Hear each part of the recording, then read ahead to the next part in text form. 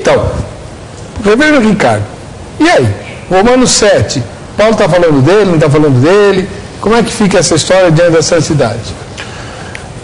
Paulo várias vezes deixou-se levar pela sua natureza pecaminosa. Nós temos exemplos disso na Bíblia.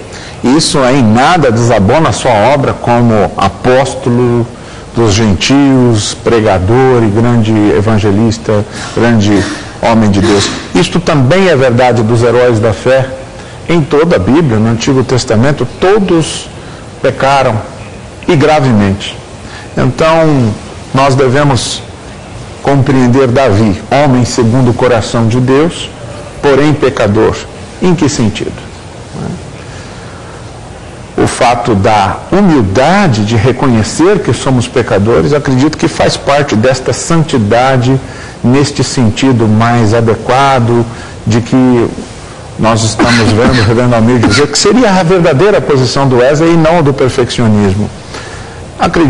Gostaria de colaborar para nosso debate com algo que eu aprendi numa leitura que fiz de Martinho Lutero, em que ele apresenta um pensamento que eu considero brilhante.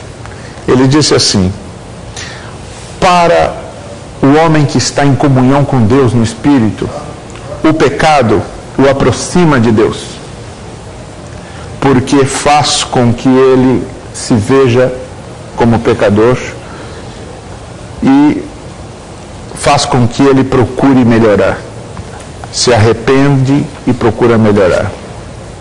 Agora, para o homem que não tem comunhão com Deus, a virtude o afasta de Deus, porque enche a sua mente de orgulho, de soberba, e ele se acha, portanto, capaz de viver uma vida de santidade. Achei isso muito interessante, né? Aquela ideia de que, olha, quando você está em comunhão com Deus, até o pecado te põe mais perto de Deus. Enquanto se você não está em comunhão com Deus, até viver uma vida correta, muito correta do ponto de vista moral, pode te afastar de Deus. Porque isso pode te fazer arrogante, soberbo, orgulhoso, e você passa a tratar as pessoas que não vivem a vida moral que você vive como se fossem pessoas desqualificadas e, portanto, olha para essas pessoas de cima para baixo. Aonde está a humildade cristã que olha para o indivíduo e diz: você é feito à imagem e semelhança de Deus, você é alvo do amor de Deus, o Deus que odeia o pecado, mas ama o pecador, não é? Como é que eu posso viver a santidade cristã verdadeira, nesse sentido mais puro? É exatamente assim, vivendo o amor de Cristo. Aí vale a parábola do fariseu e do publicano, né? Que ilustra o que o senhor está falando aí, e tem o texto de Romanos, que Paulo fala assim: pecaremos, pois, para que a graça seja mais abundante. Não é nesse sentido que o senhor está falando, é claro que não. Exato, você vê que o próprio apóstolo Paulo foi... Quando no começo do capítulo 6 ele se faz essa pergunta, provavelmente ele ouviu mesmo esta pergunta em algum momento, porque ele mesmo foi mal compreendido.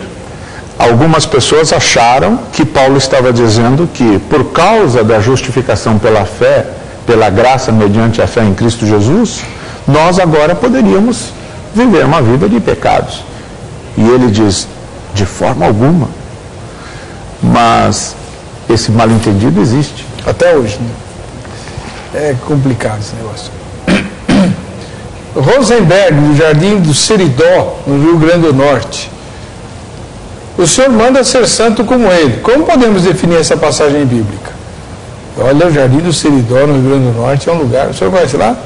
Não tenho esse prazer. Não, também nunca tive, nem no estado do Rio Grande do Norte, mas eu sei que tem uma idolatria ali. Se não me engano, é a região onde tem um galo de 6 metros de altura, de concreto, e as igrejas fazem romarias, que é um galo milagroso e tal. Saiu uma reportagem da revista Graça uma vez a respeito disso. Eu tenho a impressão que é nesse lugar.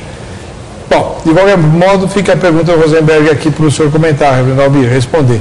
O que significa ser santo como Deus, como a Bíblia manda? Eu creio que, em termos práticos, agora não tentando ser muito especulativo, mas mais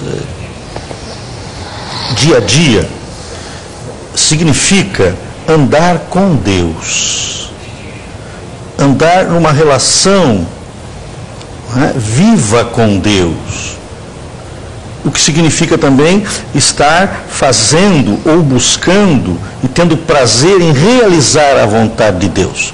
Isso ainda não nos torna perfeitos, mas nos torna pessoas que têm prazer, se aproximam de Deus e desejam ardentemente fazer aquilo que Deus lhes manda fazer. Seguir a revelação de Deus na sua vida e ter essa intimidade com Deus. Separar-se, já que uma das ideias da palavra Kodesh é essa separação, não tem como fugir disso.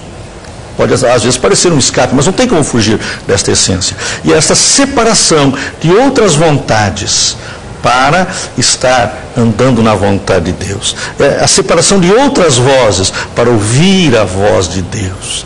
Eu entendo nesse sentido mais prático, mais pastoral mesmo, relacional com Deus.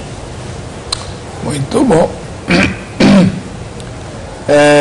Pastor Ivanilson, campeão de Jataúba, em Pernambuco. Paz, Senhor, é possível viver sem pecar. A Bíblia diz que quem é nascido de Deus não peca. Existem dois tipos de pecadores: os ativos, que vivem na prática do pecado, e os passivos, que podem pecar, mas não vivem na prática do pecado. A Bíblia diz para sermos santos, para ser santo, afastar-se do pecado, ter uma vida casta em relação ao pecado, mas se pecar temos um advogado, a paz. Moacir Rodrigues Júnior, de Itabapuã, em São Paulo. Olá, paz a todos. Claro que não. O ser humano não tem condições de ser santos, só iremos ser salvos só pela grande misericórdia de Deus. Essa é uma ênfase do pensamento calvinista, né, reverendo Ricardo? O Efésios 2. E ele nos vivificou, estando nós mortos em nossos delitos e pecados. Eu tinha um professor no seminário que falava assim: morto não faz nada, morto fede. A única coisa que o morto faz é feder. Então o morto não decide, não escolhe, não tem mérito. E Deus nos alcançou assim e tal. Agora, essa ideia tão própria do movimento reformado calvinista, não acaba depreciando demais o ser humano, e a gente vive a vida toda, mesmo depois de convertido, eu sou um miserável pecador, um desgraçado, que não merece nada e tal. Exato. Eu acredito que é um equívoco. Assim como o reverendo Almir disse que as ideias de Wesley foram mal compreendidas e distorcidas por muitos wesleyanos, isso também é verdade acerca do calvinismo. Realmente, no pensamento calvinista, nós temos como ponto fundamental a chamada total depravação do ser humano. A Bíblia diz que o coração do homem é infinitamente corrupto. Porém, nós devemos lembrar que o ser humano também, as Escrituras nos ensinam, foi feito à imagem e semelhança de Deus. E nós também sabemos que Deus nos ama e propõe a reconciliação conosco e a nossa glorificação. Cristo em vós, a esperança da glória. Portanto, não se pode pensar essa condição de depravação sem esta percepção de que existe criação, queda e redenção, numa tríade que não pode ser dissociada. Se nós pensarmos apenas no homem como totalmente depravado, isso gerará uma antropologia negativa que nos levará ao desprezo de nós mesmos e dos nossos semelhantes. Eu acredito que a total depravação, na tradição calvinista, não significa que nós somos imprestáveis e que não há nada que sirva e somos incapazes de qualquer coisa boa, mas sim de que nós, em tudo que fazemos, em tudo que somos, e particularmente na nossa vida espiritual, nunca seremos perfeitos. Perfeito, muito bom. É bom ter dois professores aqui, porque fica tudo muito claro, né? Ana, quanto tempo eu tenho? Bom, quanto? Bom, então o nosso programa está chegando ao fim. Quero lembrar você, aí de casa, que o contato, tanto do reverendo Dr. Ricardo, quanto do reverendo Dr. Almir, estão no nosso site. Basta entrar no vejamsó.com.br, na aba convidados, você localiza o e-mail ou o telefone de cada convidado que já esteve aqui no programa Vejam Só, tá bom? Deixa eu dar o resultado da enquete. Você crê que seja possível viver um tempo considerável sem pecar? Olha só o que aconteceu. 45% responderam que sim, é possível viver um tempo considerável sem pecar. 45% também responderam que não, ou no empate técnico. E 10% responderam que não sabem, né? Tá aí o resultado da nossa enquete. Deixa eu fazer uma chamadinha aqui rapidinho para você, do Vejam Só Especial.